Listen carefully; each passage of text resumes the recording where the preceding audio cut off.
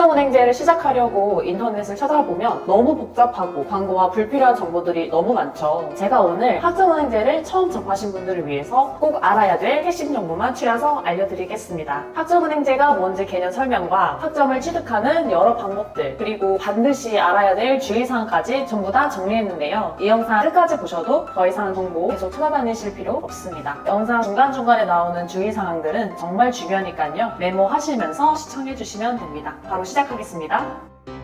먼저 학점은행제가 뭔지 설명을 드리려고 해요. 학점은행제는 학위를 취득할 수 있는 국가제도인데요. 대학교 학위와 동등한 학력을 인정받는 학위를 따는 제도라고 보시면 돼요. 대학과는 적용되는 법부터 진행 과정까지 완전히 다르다고 보시면 되거든요. 그 중에서 가장 큰 차이점은 학점은행제는 학년제가 아니고 학점제라는 겁니다. 일반적으로 2년제, 4년제 대학을 졸업하려면 각각 2년, 4년을 다녀야 하지만 학점은행제는 학점제여서 일정 학점만 채우면 학위를 취득할 수가 있어요. 전문학사 학위와 학사 학위 이 두 가지를 각각의 취득 조건을 충족하면요 학위가 나옵니다. 전문학사는 전공 45학점 이상, 교양 15학점 이상을 충족해서 총 80학점 이상 만들면 되고요. 학사는 전공 60학점 이상, 교양 30학점 이상을 충족해서 총 140학점을 만들면 취득 가능합니다. 전공도 교양이 아닌 학점을 일반 학점이라고 하는데요. 일반 학점은 전문학사 과정에선 최대 20학점, 학사 과정에선 최대 50학점까지만 인정이 돼요. 다만 일반 학점을 반드시 채워야 하는 건 아니에요.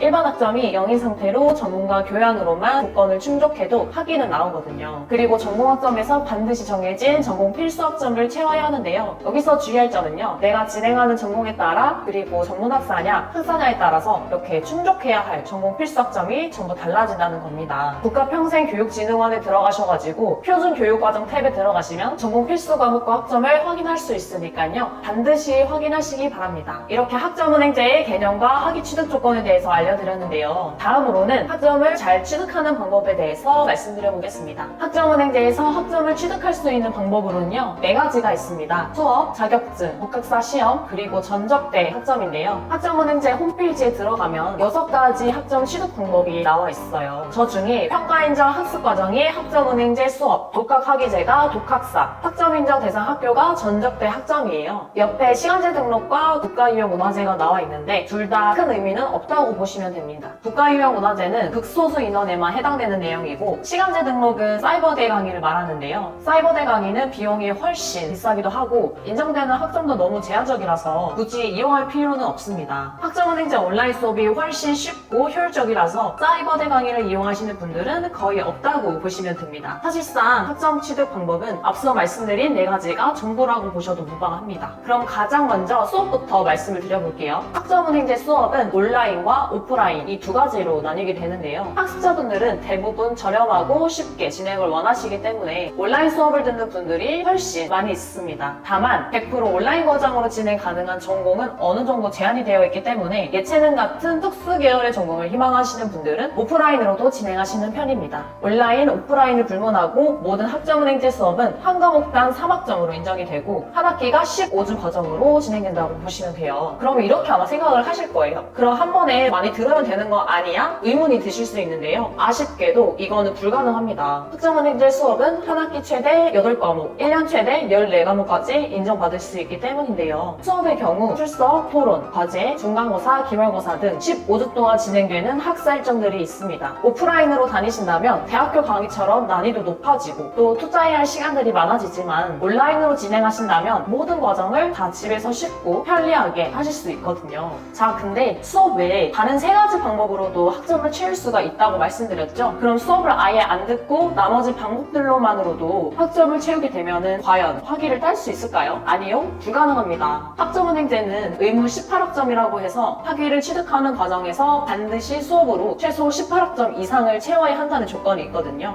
그래서 전문학사든 학사든 학위를 따려면 반드시 학점은행제 수업 6과목을 들어야 한다는 점 꼭 기억해 주시길 바랍니다. 다음으로 자격증인데요. 자격증은 일반적으로 2가지 부류로 나뉘게 돼요. 전공학점으로 인정되는 전공 자격증, 그리고 일반 학점으로 인정되는 일반 자격증인데요. 전공 자격증과 일반 자격증이 딱 정해져 있는 거는 아니거든요. 똑같은 자격증이라도 어떤 학위에 어떤 전공을 진행했느냐에 따라서 전공이 되기도 하고 일반이 되기도 합니다. 사실 자격증도 인정받을 수 있는 개수 제한이 있다는 거 알고 계셨나요? 전문학사는 최대 2개까지, 그리고 학사는 최대 3개까지 제한을 두고 있습니다. 전문학사 과정에선 전공 1개, 그리고 일반 1개, 또는 전공 2개 이렇게 인정이 되고요. 학사 과정에서는 전공 2개, 일반 1개, 또는 전공 3개 이렇게 인정이 돼요. 자, 여기서 포인트는 일반 자격증은 전문학사든 학사든 최대 1개까지만 인정이 된다는 거예요. 그리고 교양학점으로 인정받는 자격증은 존재하지 않는다는 점도 함께 기억해 주시면 좋겠습니다. 또한 전공 자격증은 모두 전공 필수학점으로 인정이 되는데요. 이 부분에서 메리트가 있습니다. 원래 정해진 전필학점을 수업으로 채우는 게 쉽진 않아요. 전필 과목은 다른 과목들에 비해서 난이도가 높은 수업들이 많기도 하고 심지어 오프라인으로만 수업을 들을 수 있는 과목도 있거든요.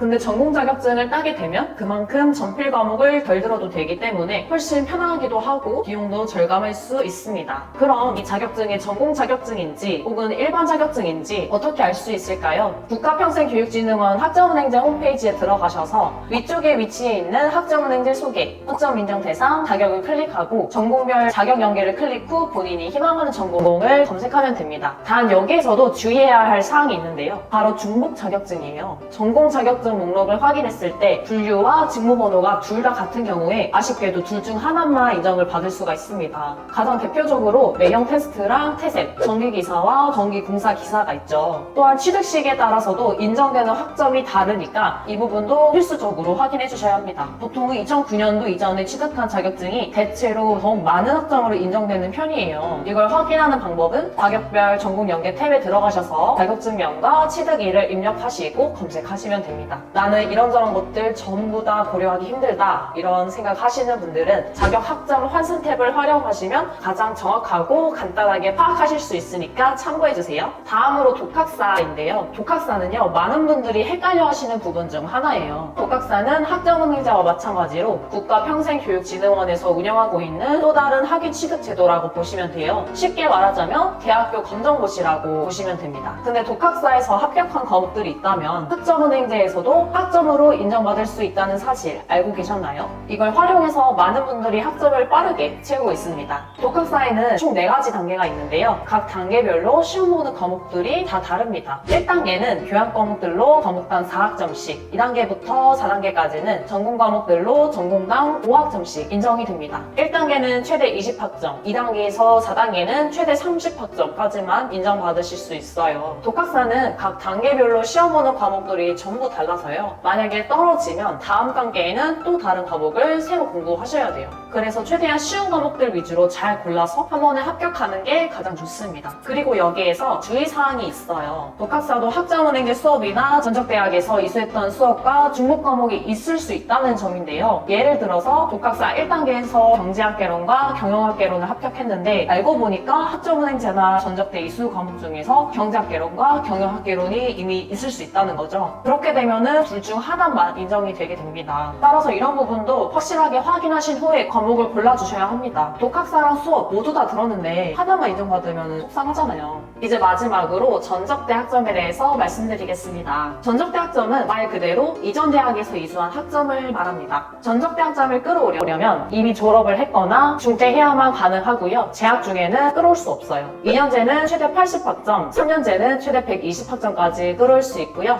4년제 대학은 끌어오는데 학점 제한이 없지만 4년제를 졸업했다면 전적대 학점을 끌어올 수가 없습니다. 그러면 4년제 대학교 졸업하신 분들은 억울하실 수 있겠죠. 4년제 졸업자가 또 다른 전문학사나 학사를 취득하실 경우 영학점부터 다시 시작해야 되냐, 보졸 학력이랑 동일한 조건에서 진행해야 되는 거냐, 그거는 아닙니다. 4년제 졸업자들은요, 전적대 학점을 못 끌어오는 대신에 타전공 제도를 이용해서 더 쉽게 학사를 취득할 수 있습니다. 이 타전공 제도가 어떤 거냐면요, 대학교 복수 전공과 같은 개념이라고 보시면 돼요. 이미 전문대나 4년제를 졸업했다면 전공 학점을 채워서 또 다른 학위를 취득할 수 있는 제도라고 보시면 되고요. 기존에 학위를 보유한 사람만 이 타전공 제도를 이용할 수 있다라고 보시면 됩니다. 타전공 제도를 이용하면 전문학사는 전공 36학점 이상, 학사는 전공 48학점 이상 취득하면 새로운 학위를 취득할 수 있다고 보시면 됩니다. 타전공 제도에선 자격증은 최대 1개까지만 인정이 되고 무조건 전공 자격증만 인정받으실 수 있어요. 다시 본론으로 돌아와서 전적대 학점을 불러올 때 주의사항 하나 말씀드릴게요. 바로 대학과 학점은행제는 전공 과목 구분에 있어서 심의 기준이 다르다는 겁니다. 전적대와 똑같은 전공을 학점은행제에서 진행했다고 해도 대학에서는 전공 과목이었던 학점이었던 과목이 학점은행제로 끌고 왔을 때는 전공 학점으로 쳐주지 않는 경우가 있다는 거예요. 교양 과목은 학점은행제에서도 똑같이 교양 과목으로 인정이 되는데 전공 과목은 다르거든요. 따라서 성적 증명서상에 적혀있는 과목 구분을 믿으시면 안 되고요. 학점은행제로 끌어갔을 때의 결과를 꼭 확인해 보셔야 합니다. 그래야지만 손해보지 않고 정확하게 플랜을 세울 수가 있거든요. 전적대 학점이 내가 진행하는 전공에서 어떻게 분류되는지 확인하는 방법은 국가평생교육진흥원 홈페이지에서 온라인 학습 설계를 맡기거나 학점인정 DB 검색, 직접 전화해서 물어보는 방법이 있는데요. 이게 좀 어려우신 분들은 고정 댓글에 상담 링크로 성적 증명서 보내주시면요. 제가 빠르게 확인해 드리겠습니다. 이렇게 학점은행제 기초 가이드에 대해서 설명을 드렸는데요. 생각보다 알아야 될 게 많죠. 더 궁금한 사항이 있으시거나 내 상황에서 플랜을 받아보고 싶으신 분들은 고정 댓글 더보기란의 상담 링크로 말씀해주세요. 이상 학점의 정석이었습니다. 감사합니다.